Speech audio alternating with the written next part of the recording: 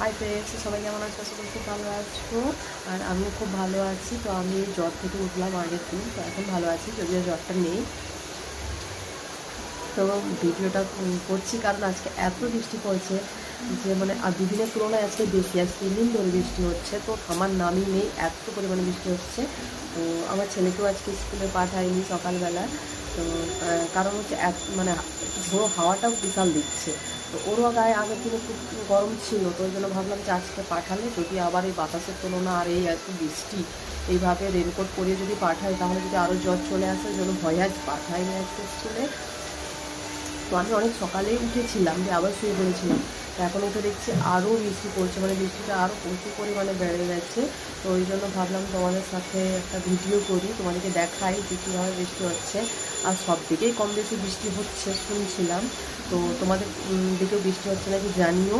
আর এই তো দেখো এই দিকে কেমন পরিমাণে বৃষ্টি হচ্ছে, তোমাদেরকে বললাম না যে তোমাকে বাইকটা দেখাতে চাই। এই দেখো,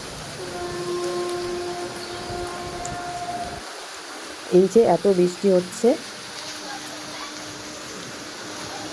তো আমার এই যে টবগুলোর অবস্থা দেখো তোমরা। হ্যাঁ, আর এই যে এটা হচ্ছে পাথরকুচি পাতা।